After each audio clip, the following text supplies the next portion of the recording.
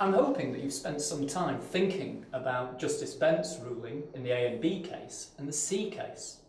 I'm also hoping that in both the A and B case and the C case, you have argued that what Justice Bent has done is completely and utterly unfair. The point really here is that law should be fair.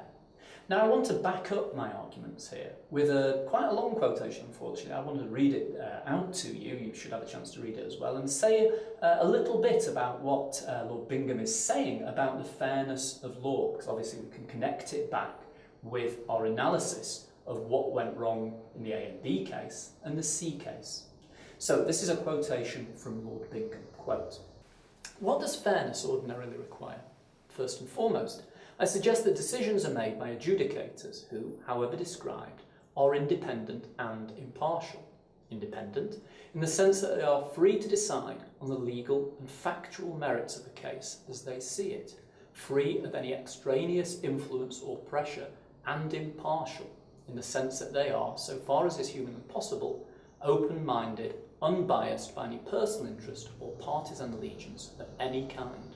In addition, certain core principles have come to be accepted, that a matter should not be finally decided against any party until he has had an adequate opportunity to be heard, that a person potentially subject to any liability or penalty should be adequately informed of what is said against him, that the accuser should make adequate disclosure of material helpful to the other party or damaging to itself." Let's close the quotation there. Now, what's Lord Bingham saying there? He's clearly saying a number of things. Some of these comments are clearly relevant to both the A and B case and the C case. Certainly in the A and B case, we could say that Justice Bent was certainly not neutral and open-minded. He was clearly partisan, even though he claimed that he wasn't. I think there's sufficient evidence in what he said in terms of how he presented his reasoning as to suggest his fairness is compromised.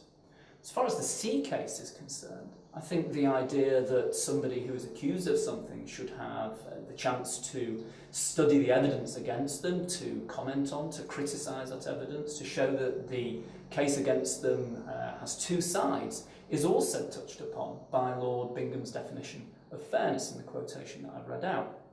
There are clearly other themes that Lord Bingham touches on, including the idea of legal aid, which we may be able to return to in this course. Fairness, then, involves certain procedural ideas, but arguably also that if an individual cannot afford a lawyer, then that individual is provided for a lawyer at the cost, if you like, of the public purse.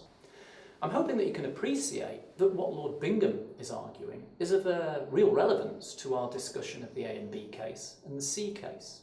We can see that in Justice Bent's argument in the A and B case, he clearly wasn't impartial. He was not neutral. He was clearly interested in the outcome of that action, in which case we could clearly say, using Lord Bingham's argument as backup, that that case was decided in an unfair way. In relation to C's case, we could also draw attention to certain things that Lord Bingham has argued, that a person subject to liability should be adequately informed of what is said against him. Arguably, that was clearly not the case in C's case. So once again, we could conclude that that was not a fair trial.